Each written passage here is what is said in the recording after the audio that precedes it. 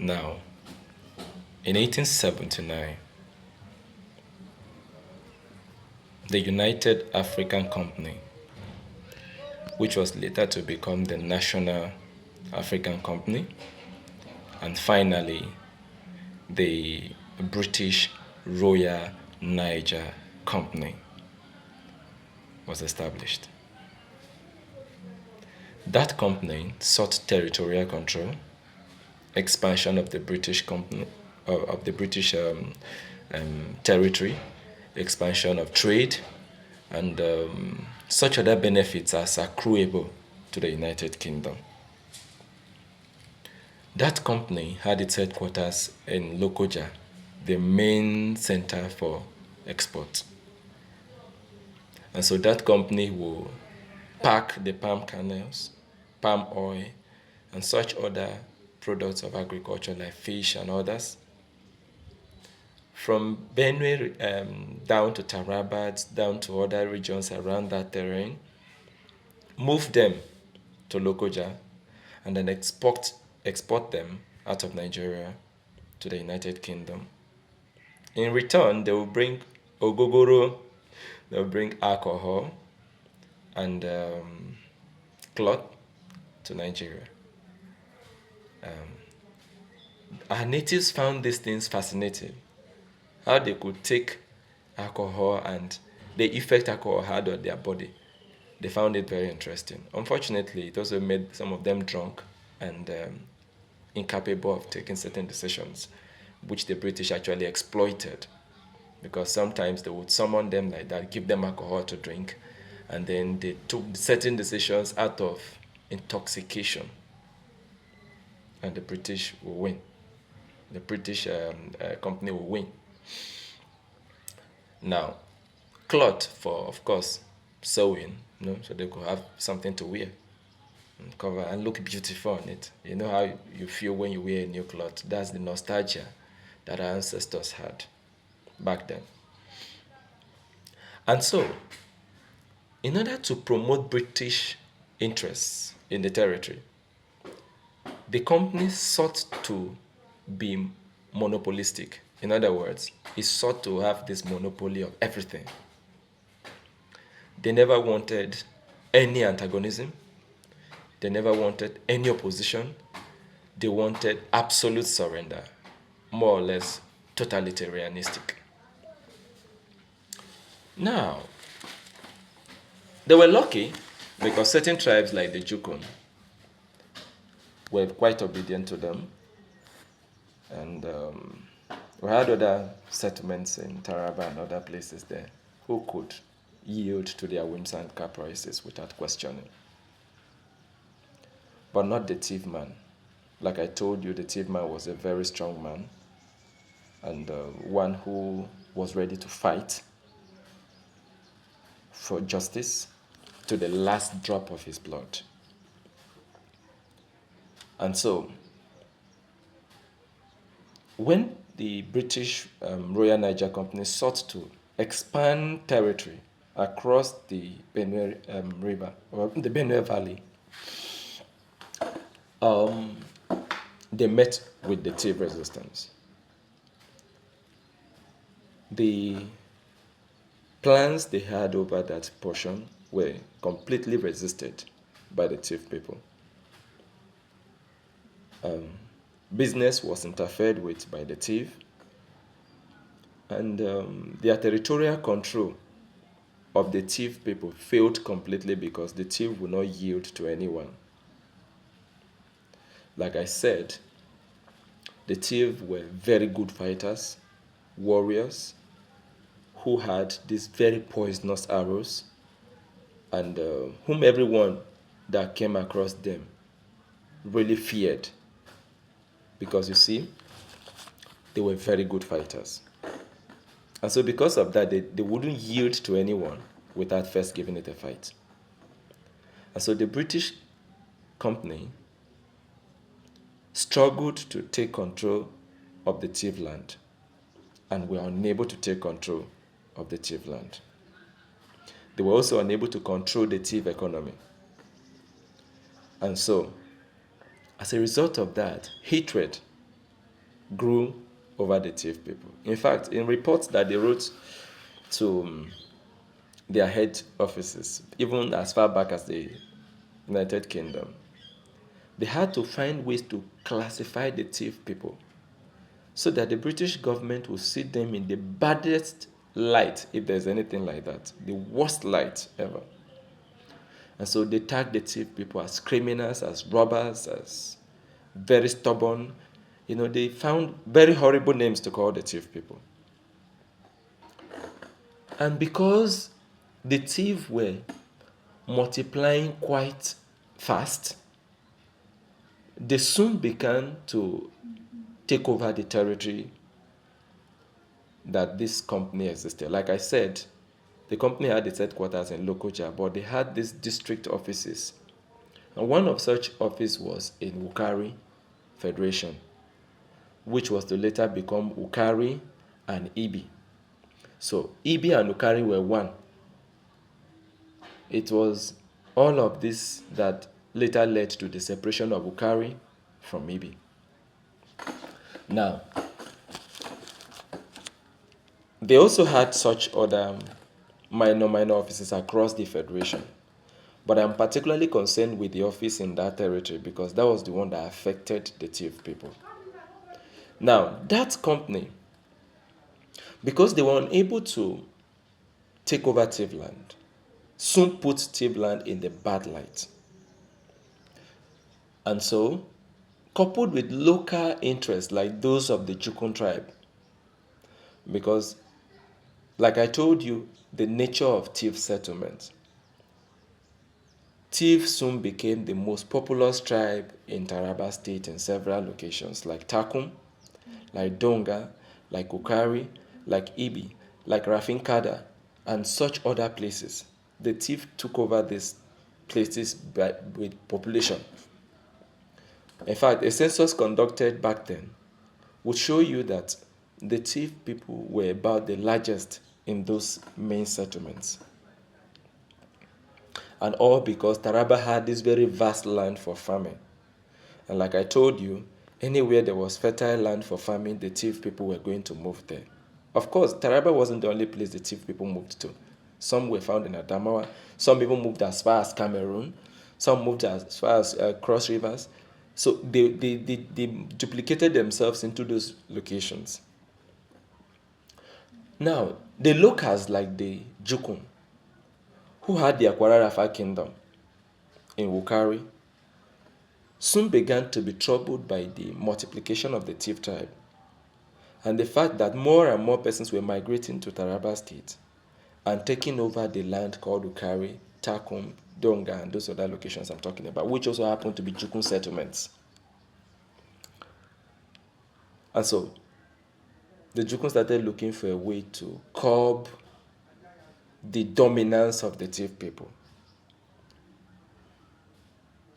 But because they were not as equipped as the Tiv people, they couldn't hit the Tiv people with wars and force them out.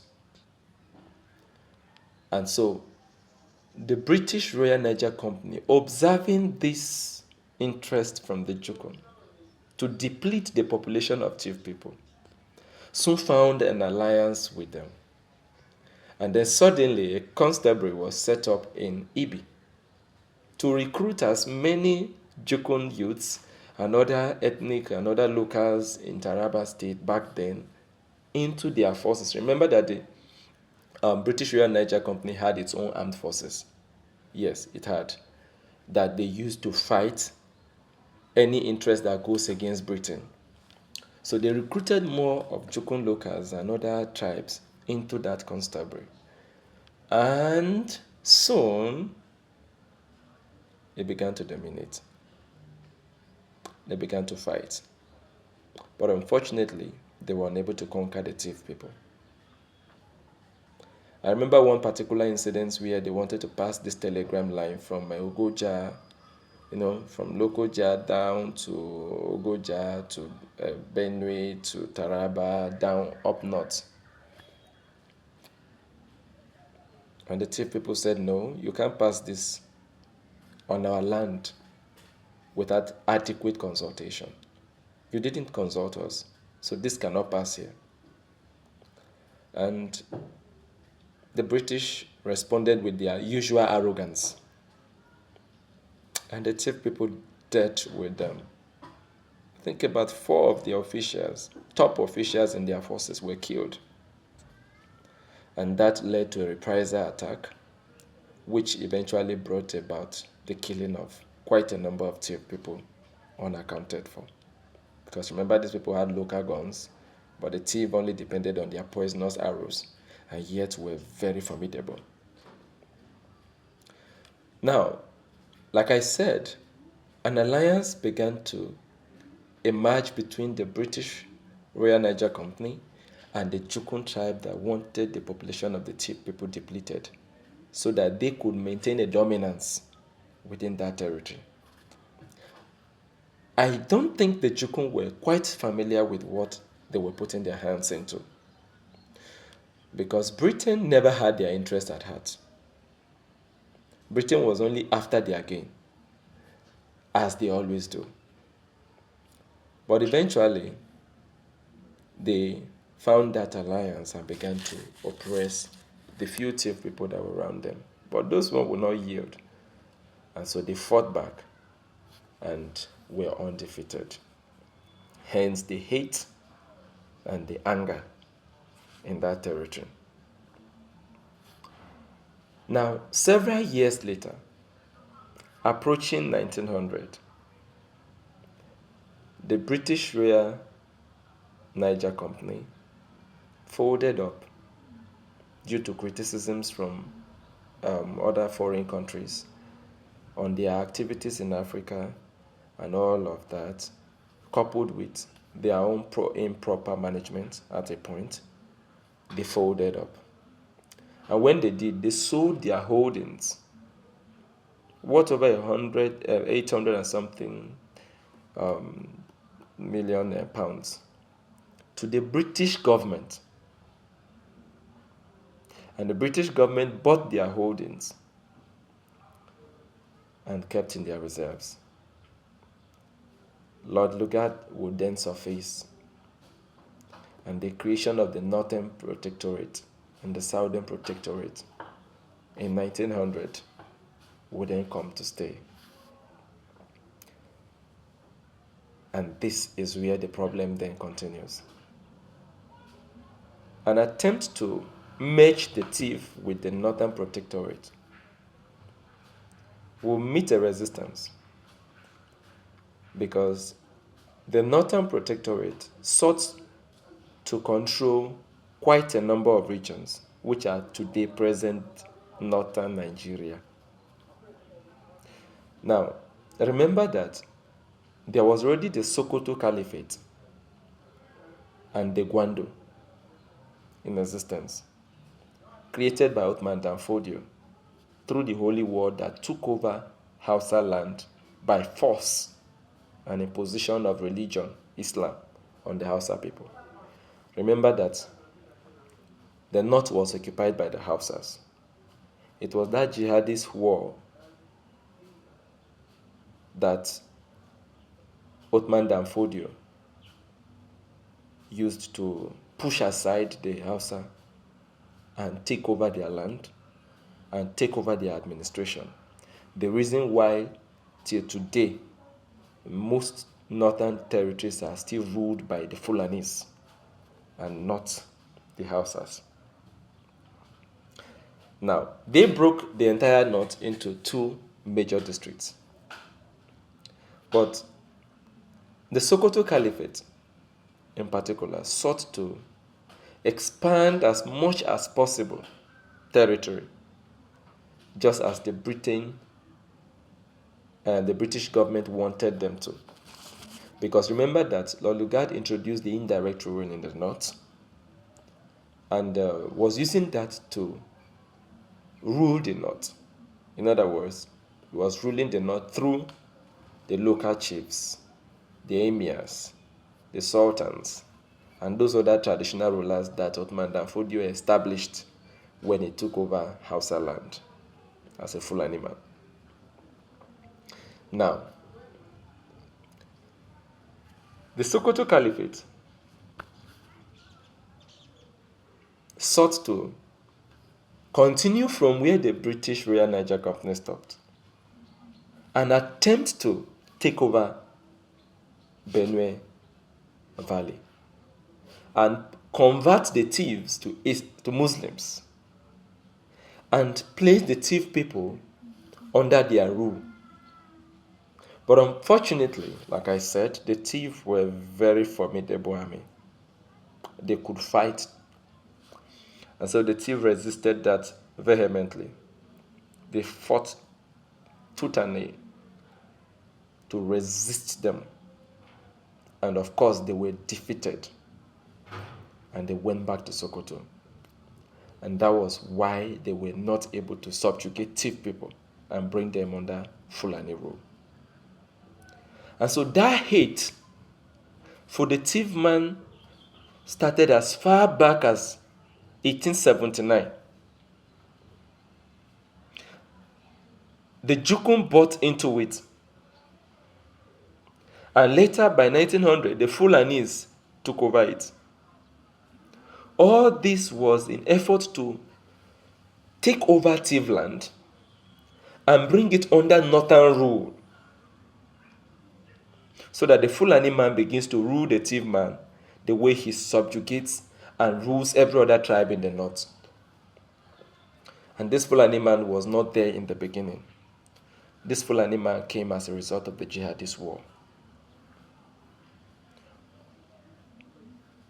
of 1806. And because the thief man will not yield, the thief man has become an enemy. Daily, there are attacks on the thief man. Daily, there is a push on the thief man. But the thief man will not yield. And because the thief forces were very strong, it was difficult to defeat them. However, as time went on, Lord Lugard and the others came up with a plan. And so they sent missionaries to Tivland. You see why I keep talking about religion. And so missionaries came to Tivland to preach the holy Jesus to the thief man. And when a thief man believes something, he can go to any extent for it. The thief man then accepted Jesus Christ. That was the offense of the thief man. The thief man then left his akombo, which was a spiritual support, threw away his tav, and started doing away with swim. Gradually, swim has become a thing of the past where the thief are. These three were behind the thief forces' formidability. In other words, their akombo, which is more like a spiritual power, their tav, which is more or less like their night operative power, and their swim, which was more or less like their sacredness. If anybody did anything abominable in their land, they could swear to swim, and that person would go. They swore to swim and fought wars. Swim was like their god. But praise the Lord, Jesus loves you. Push the thief man to throw away all of this, believing them to be idol worship, and that God will not have anything to do with anybody that worships idol. So they made the push the thief man to wipe away his natural life, like I'm wiping this off now.